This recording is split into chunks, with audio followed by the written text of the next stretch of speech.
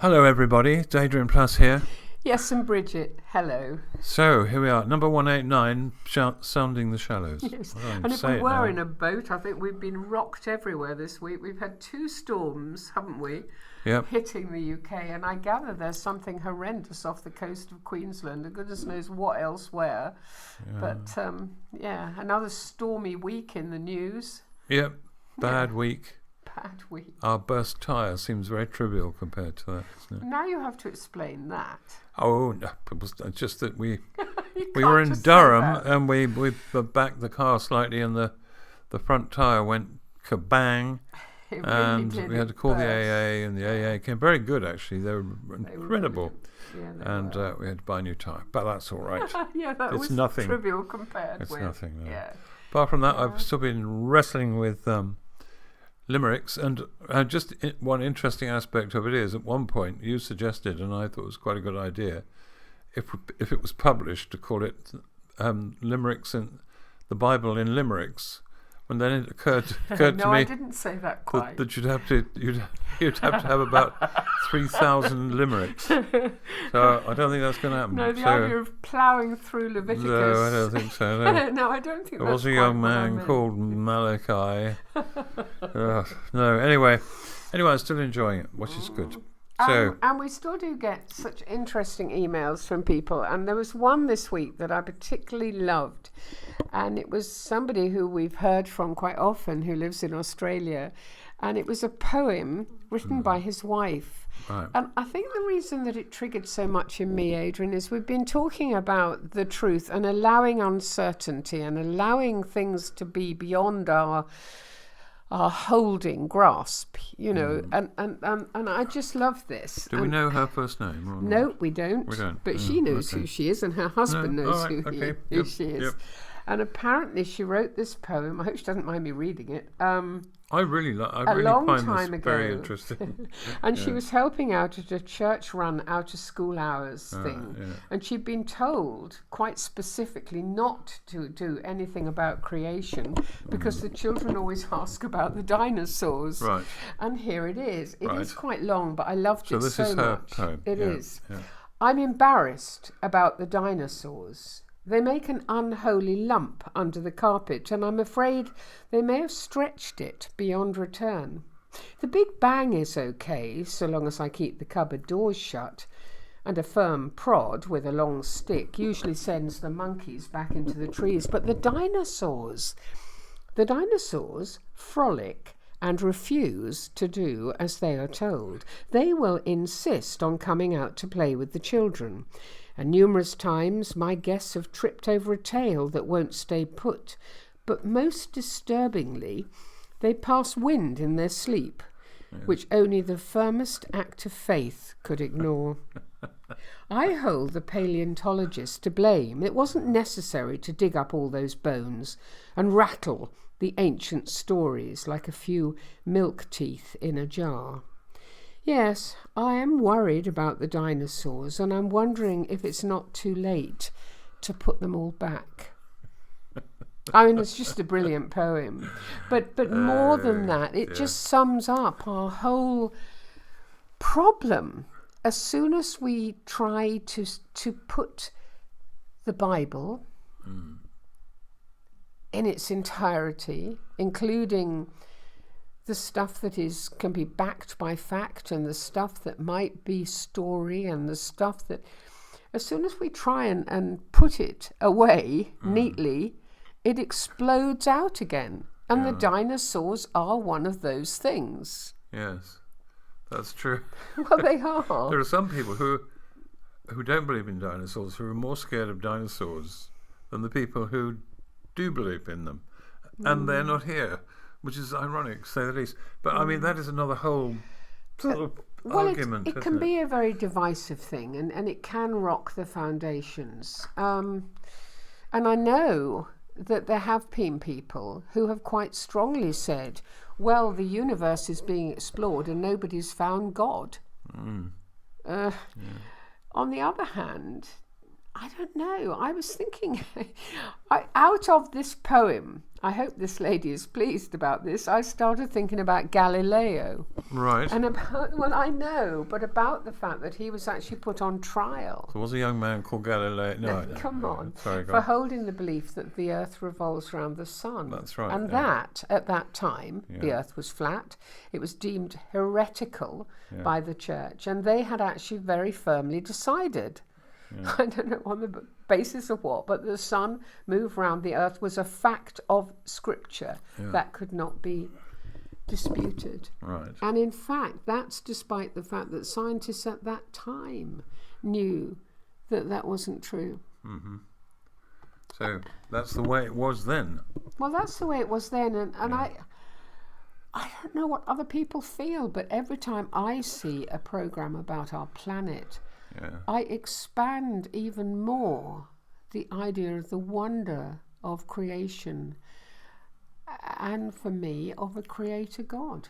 Well, it's rather like when I was a young Christian, we were taught that you can't pick and choose from the Bible what you want to believe and you don't want to believe, because if you don't believe one thing and the other Everything thing, falls down like a that's right. dominoes. And the other thing was contradictions about the contradiction. I mean, I love the contradictions in the Bible, and when you embrace them and trace them and look at what they might mean, you open yourself to a new kind of wonder. Yes, And I when think you do. look at the life of Jesus and the way he did things, if he'd had a personal advisor, they probably would have made sure he did things in a completely different way. But he didn't. Well, he did, but he didn't have that kind of personal advice. But yeah, we need a bit of wonder, don't we?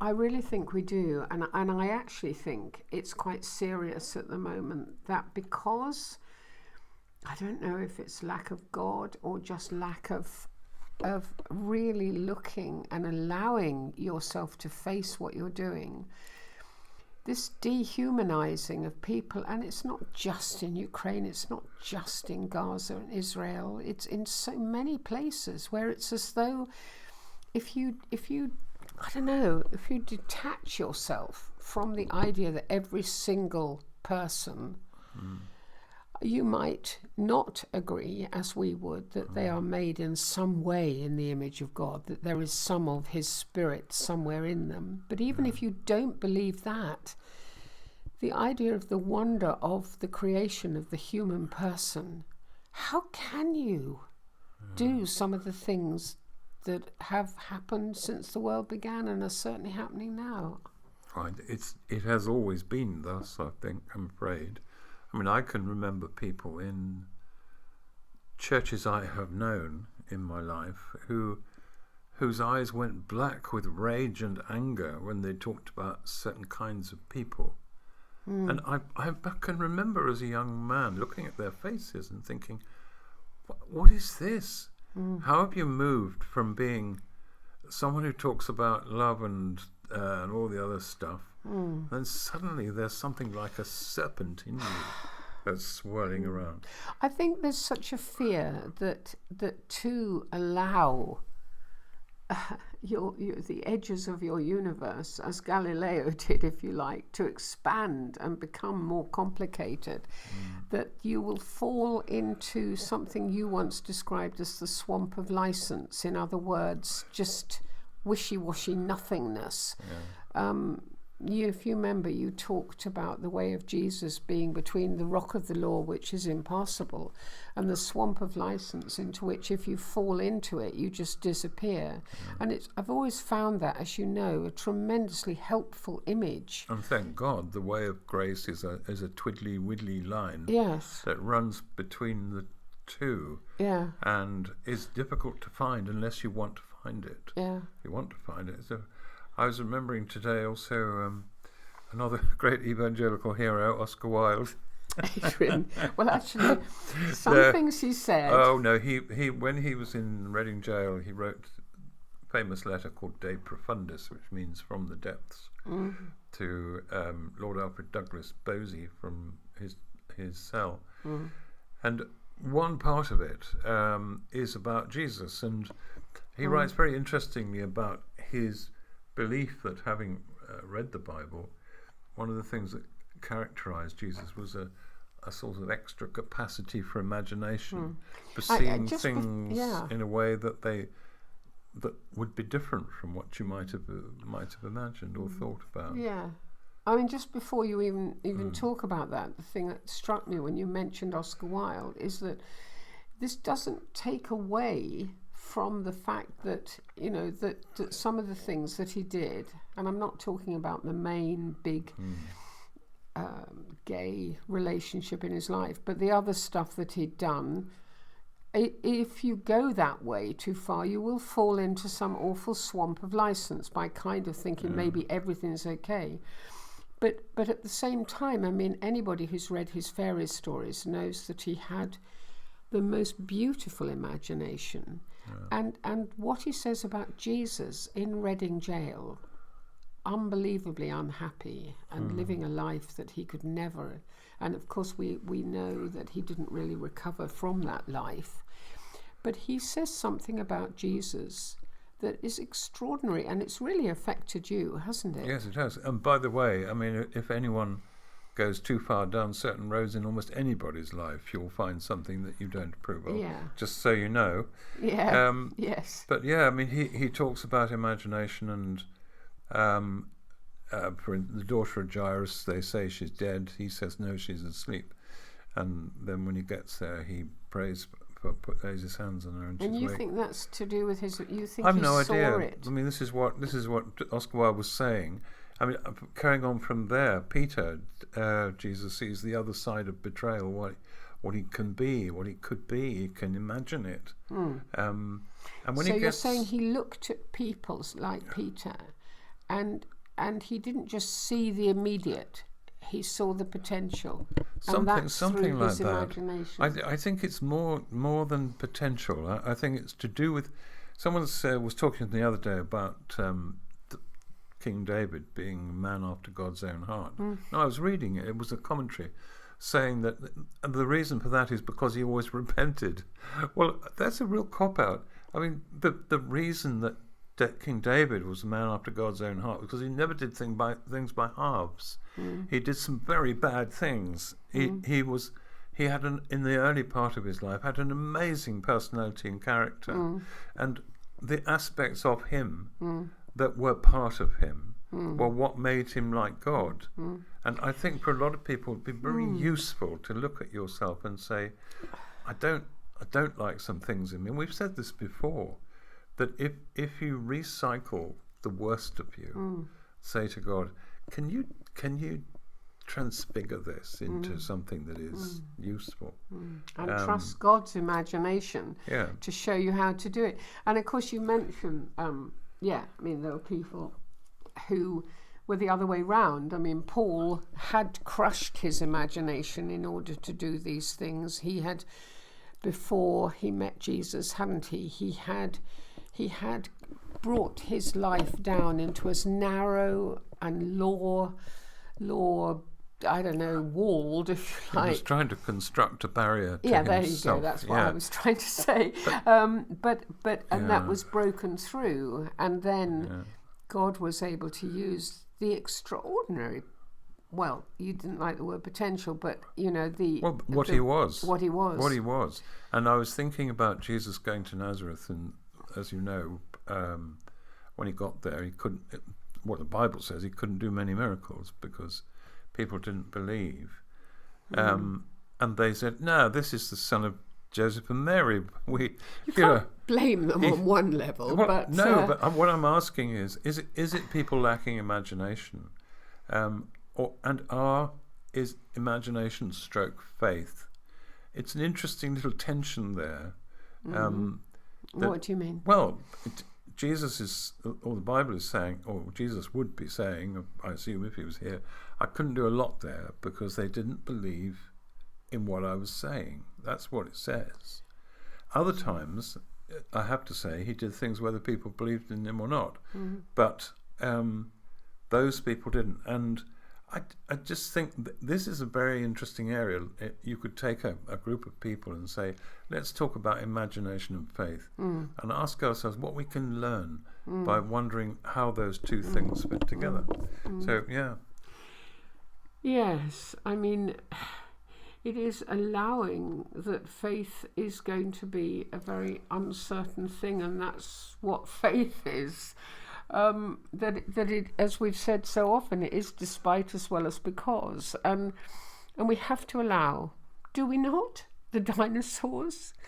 We have to allow that the world that was written at the time of the Bible was, they knew maybe a lot less, but there is nonetheless, when they write about, you get some extraordinary writing in the book of Job, for example, don't you, about the universe, and it expands before your mind as you read it.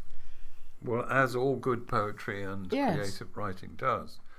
And there's another tension there that you really should be asking yourself, not is this true or is this right or is it should we believe it, but what is in the center of this? What truth is there here that we can take out of this that would be really good?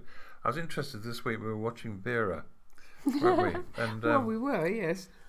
Yeah, and you said there are a load of people now in the place where they work who have no lines. They just sit there. Obviously, they've had to put more people in because it's bigger. But didn't want to pay them. Well, perhaps that, but I know that in my own life, it is true that I think I have at times and sometimes still do. I don't think as much. Allocate bit parts to the individuals in my world. Because they don't have any lines worth saying, in my view. They just fill the spaces. Now, I know that's rubbish. I know I don't want to own that, and I don't own it. I think I do truly believe everybody is important to God. There are no... but it's very easy to lower your value. You were talking about people not valuing human life. It's easy to do. It's really difficult to... And you shouldn't beat yourself up a bit about this, I don't think. Every now and then you do. I mean, I've told the story so many times about when I was a boy and I read the words "everybody is I," and as a result of that unsigned gift from God, I suddenly was amazed. And you talk about wonder, I couldn't believe it. That every person I saw was as important to him or herself as I was. And it's still in me. I still look at people and think, my goodness, you are the most important person in the world. And that, interestingly, you say you still do it, and I know you do. So this is, but one does have to correct oneself constantly, I think, about the desire to not do that. What I mean is, I know that I have to work against a feeling that I look at somebody and I think I know the sort of person they are, or I think true. I know how far they are able to expand their faith or their mind or their, and so often wrong, and have to go back, if you like, to the drawing board again and say, give me the imagination to be able to create. I can't paint, as you know, but to be able to create your picture of this person so that I can see it. And sometimes I can't, but I think, so what? We've had some surprises. Always some surprises. What about the singer on the Michael McIntyre show this week? It shows what good telly we watch, doesn't it? Well, but I actually, love his shows. It was so moving. This chap, I won't go into the detail of it, but he didn't look as though he was going to produce a great performance. Well, he has cerebral palsy and therefore didn't stand very well. But when he started, from the moment he started, it was just brought tears to your eyes. It was amazing. I was imagining today the lady with the two talents in the temple. About what would have happened if someone had said to her in the morning, when you go out today, you're going to do something that millions of people will remember I know. for thousands of years. I know, and it will remind them of the value that they can have in the eyes of God by giving what they have to Him. Yes. One of the most important stories, and yet the woman has no name. And at the time, as you say, she probably felt really embarrassed that she was only putting a tiny amount of money. Exactly. Yeah. Extraordinary. But I was thinking probably best she didn't know, because she probably have tried far too hard. Might have gone around trying to get a bit more money together. Oh, come on. I would do that. If someone said to me, you're going to do something really amazing at 3:00, I don't know. It's very nice, isn't it? The thought of her in heaven, thinking, they're talking about me. I know. They're talking about me again. How many years is it since I did that? It's a nice thought. It's a nice thought. Yeah. Yes. And I think, we've been talking about wonder. Shall I tell you something that strikes me? And I know there'll be loads of people, certainly in the UK, where the winter can be so harsh. Yeah. And yesterday I went out into the front of our house and I felt a bit fed up because the wind has been so high and bits had been blown off the recycling bin, and it looked a bit of a mess, and I was picking up some of these bits feeling quite grumpy, and the snowdrops have begun. Tiny flowers. If you live if you live in Australia or wherever, you might not know that when we see snowdrops in the UK, it is the very first sign that something is going to get warmer and better. And they have optimism built into them. Oh, absolutely, absolutely. And I love the idea of God thinking, I'm going to give Bridget this morning, despite the fact she's feeling grumpy, a tiny bit of hope, a tiny bit of wonder. Yeah, that's good. Colours, they're dark green leaves and tiny, absolutely pure white, like tiny flowers. Bells ringing out. I can't tell you how much I'm looking forward to spring this year. Yes. The other final thing, we're running out of time, but the final thing was, I just remember Wurmbrand's comment that faith is not an acquisition, it's a direction. And we never know, like the lady with the 2 talents, we never know where the next corner will come or what kind of wonder we might see when we take it. Anything can happen. So we probably have to practice a bit, just looking. It's practicing, keeping our eyes open, thinking, what can we really see? What's going on here? Yeah. For those of us who are perpetually grumpy, it better watch out, don't we? Well, thank you for that poem. And, yes, thank you. Do keep getting in touch with us because we do love it. Yeah, no, you did. It was a wonderful poem. Yeah. Yes, thank you. Yeah. But and if you feel strongly about the dinosaurs, do feel free to let us know. Yes.